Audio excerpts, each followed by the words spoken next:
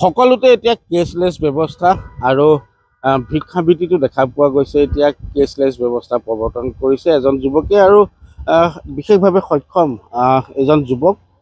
প্ৰকৃত ঘৰ হোজাইত আবুল হুছেইন যুৱকজনৰ নাম আৰু তেওঁ তেজপুৰত এটি ভাড়া ঘৰত থাকে আৰু তেওঁ দৰিদ্ৰ পৰিয়ালৰ হোৱা হেতু ভিক্ষাবৃত্তিকে তেওঁ অৱলম্বন কৰিবলগীয়া হৈছে। আমি দেখুৱাইছোঁ যুৱকজনক তেখেতে এনেদৰে স্কুটি লৈ আহে আৰু স্কুটিখন তেওঁ তেজপুৰ সদৰ থানা চৌহদত ৰাখি দিনটো বিভিন্ন স্থানত তেজপুৰত তেওঁ ভিক্ষাবৃত্তিত জড়িত হৈ পুনৰ স্কুটি লৈ তেওঁ ঘৰমুৱা হয়। আৰু আমি দেখুৱাইছোঁ তেওঁ স্কুটিখনতো দেখা পোৱা গৈছে যি গুগল পে' স্কেনাৰ, সেই স্কেনাৰ তেওঁ ইয়াত ৰাখিছে। কোনো ব্যক্তিয়ে যদি তেওঁক মৰমৰে কিবা আগবঢ়াব বিচাৰে তেন্তে কেছলেছৰ দৰে তেওঁ স্কেন কৰি দিব পাৰে। আৰু তেওঁৰ যি ভিক্ষাবৃত্তিত যি আমি দেখা পাইছোঁ এটা বাতি আৰু সেই বাতিটো তেওঁ স্কেনাৰ ৰাখিছে। মই যুৱকজনৰ লগতো কথা পাতিব বিচাৰিম। তোমাৰ কি নাম আৰু ক'ত ঘৰ? মোৰ নাম আবুল হুছেইন, আমাৰ ঘৰ হোজাই। মই তেজপুৰত ভাড়া ঘৰত থাকোঁ। যিহেতু তুমি দৰিদ্ৰ পৰিয়ালৰ হোৱা হেতু এই বৃত্তিকে বাছি ল'বলগীয়া হৈছে, দেখিছোঁ স্কেনাৰ তুমি বাতিটো ৰাখিছা, স্কুটিটো ৰাখিছা কিয়?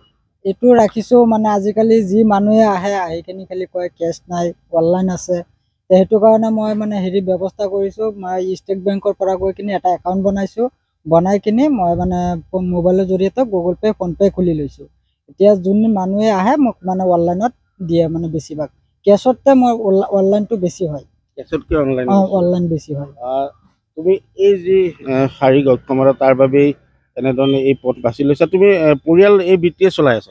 জি, পৰিয়াল মই এইটো ধান্দাতে মানে চলাই আছোঁ। এতিয়া মই মানে ভাবি আছোঁ যে কিবা কৰি এটা মানে কোনোবা সহায় যদি কৰিব পাৰিলে হয়, মই এটা দোকান খুলি বহি গ'লোঁ হয়। কিন্তু মোৰ মানে বহুত আশা মানে এটা দোকান খুলি বহিবৰ কাৰণে, কিন্তু মোৰ তাত মানে ইমান সামৰ্থ্য নাই, মানে পইচা পাতি নাই। সেইটো কাৰণে মই কৰিব নোৱাৰোঁ। সেইটো কাৰণে মই এইটো পথে বাছি লৈছোঁ। মানে স্থায়ীভাৱে কিবা এটা কৰাৰ তোমাৰ মন আছে যদি টকা পইচা হাতত, তেতিয়া সেই এই বৃত্তি এৰি দিবা নেকি? মই কিবা এটা যদি মোৰ মানে কোনোবা মানুহে যদি মোক এনেকুৱা এটা সহায় কৰে, তাহলে মই মানে এইটো কাম এৰি দিম। এৰি দি কিনে মই মানে এটা দোকান খুলি দোকানত বহি যাম। আৰু স্কুটিখন তুমি ক'ত ৰাখা? সদৰ থানাত? স্কুটিখন মই সদৰ থানাত গেটৰ মুখতে মই থৈ যাওঁ। কোনো মানুহে একো নকয়। সদৰ থানাৰ মুখতে থাকে গোটেই দিনটো। এইখন নিজে কৰিছে নেকি? নাই, এইটো মোক মানে এজন দাদাই গিফ্ট দিছে। গিফ্ট দিছে মানে দাদা তাত খুজিছিলোঁ, পিছত দাদাজনে আহি কিনে মোক এইটো গিফ্ট দিছে। নিজে কেছ পইচা দি কিনি দিছে, চৰকাৰেতো দিয়া নাই, কিন্তু দাদাজনে নিজে কিনে মোক গিফ্ট দিছে এইটো।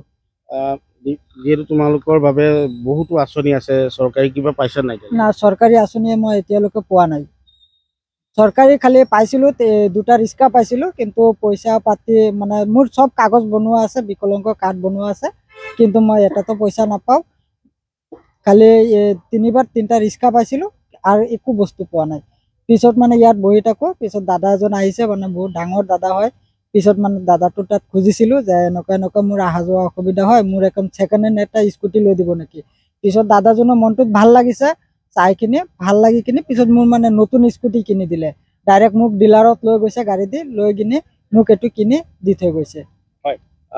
এইজন যুৱকক মৰমতে এইখন স্কুটিও এজন বিশেষ ব্যক্তিয়ে উপহাৰ দিয়া বুলি তেওঁ উল্লেখ কৰিছে। আৰু যিহেতু সমগ্ৰ এতিয়া ব্যৱস্থাতেই কেছলেছ প্ৰৱৰ্তিত হৈছে আৰু এইজন যুৱকো তাৰ এক জ্বলন্ত উদাহৰণ। তেওঁ যিহেতু ভিক্ষাবৃত্তিত জড়িত, গতিকে তেওঁ এনেদৰে কেছলেছ ব্যৱস্থাৰেও তেওঁ দৈনিক তেজপুৰত দেখা পোৱা যায়। আৰু যিহেতু তেওঁ উল্লেখ কৰিছে যে বিশেষ তেওঁ চৰকাৰী তেনেধৰণৰ সাহাৰ্য পোৱা নাই, কিন্তু সপোন আছে স্থায়ীভাৱে কিবা এটা কৰাৰ, এটা সৰু দোকান হ'লে ব্যৱসায় কৰাৰ, যাৰ ফলত সেই সময়ত তেওঁ হয়তো এই ভিক্ষাবৃত্তি এৰিব বুলি উল্লেখ কৰিছে। কিন্তু দেখা পোৱা গৈছে বিশেষভাৱে চৰ্চাত এইজন যুৱক, কিয়নো তেওঁ কেছলেছ ব্যৱস্থা তেওঁ প্ৰৱৰ্তন কৰিছে। আৰু এনেদৰে দেখা পোৱা গৈছে তেজপুৰৰ সকলোৰে মাজতে পৰিচিত হোজাই এই আবুল হুছেইন নামৰ এইজন যুৱক।